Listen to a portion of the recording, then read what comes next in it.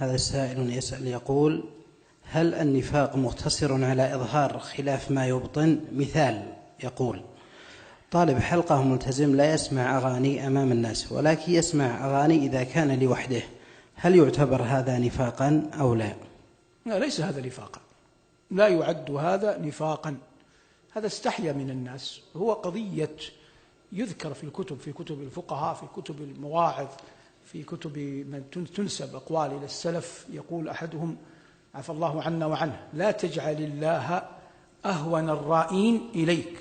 هذا كلام باطل لا يمكن أن يصح، باطل. أنا أعرف اللي في منبر جامعة لا يمكن أن يصح. ليس كل من عصى الله في خلوة اعتقد أن الله أهون الرائين إليه، محال. إنما هو لم يعص الله في ملأ لأنه يعلم أن الناس يفضحونه، وإنما عصى الله في خلوة لأنه يثق في رحمة، يغلب على ظنه رحمة ربه وأن الله يستره. وإلا لا يوجد أحد يستثنين أنبياء الله ورسوله لم يعص الله، لا يوجد أحد لم يعص الله. فهل هؤلاء من الأخيار من الصحابة ومن بعدهم ممن عصوا الله في السر هل كانوا يعتقدون أن الله أهون الناظرين إليهم؟ من اعتقد أن الله أهون الناظرين كفر، من يعتقد أن الله أهون الناظرين كفر، لا يظن بالله الهوان البتة. لكن هذه أمور فطرية. والأول يقول: لقد أجلك من يعصيك، يعني أرضاك من يعني أطاعك، قد أطاعك من يرضيك ظاهره، وقد أجلك من يعصيك مستترا، لأن الله يعصى في الاستتار. هذا أمر لا يخفى على أي أحد. لكن هو قلنا من يأتي الوعظ المحض غير المبني على قوانين، على نصوص شرعية، يهلك الناس. وأنا قلت قبل قليل، قلت لولا هناك مآسي الآن أنا مضطر أنا أقولها. أنا أعلم شخصا يأتي مسألة مختلف فيها، تعرفونها، العادة السيئة. العادة السيئة هذه مختلف فيها فقهيا. قال الإمام أحمد بجوازها في المشهور المنقول الصحيح عنه في مذهبه كما عند الماوردي في الإنصاف، وقال بعض أهل العلم بحرمتها. والمسألة فيها خلاف معروف قديم، رجح إمامنا الشنقيطي رحمه الله الحرمة، ورجح ابن حزم ومجاهد بن جبر الجواز. مسألة فيها خلاف من قديم، والإمام أحمد يرى الجواز.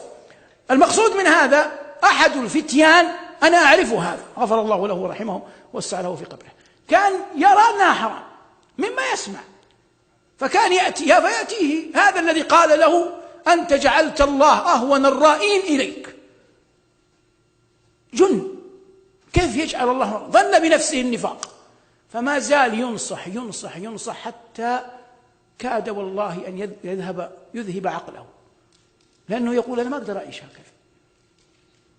ثم يصلي في الحرم، يخرج من الحرم، حتى آل به الأمر إلى أنه قتل نفسه، غفر الله له ورحمه وتجاوز عنه. والله الذي لا إله إلا هو، ما نقول قضية كيف قتل نفسه حتى لا يعرف، قتل نفسه ومات، كله فرار من كلمة أن يجعل الله أهون الرائين إليه.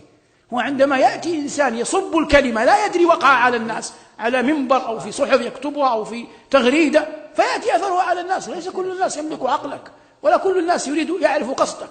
ترى الناس كما أنت كعالم ترجو الجنة وتخشى النار، ترى حتى الناس يرجون الجنة ويخافون النار ويريدون ما عند ربهم، حتى الشاب ولو رأيته الذي رأيته. ومن خالط الناس رأى فيهم. أنا أذكر مرة صليت في الحرم النبوي قريبا من الروضة، يعني في صفوف متقدمة، أتيت مبكرا، وجاء شاب لا أعرفه، بيني وبينه شخص كذا يلبس ما يسمى بنطال جنس، ووقف يصلي معنا.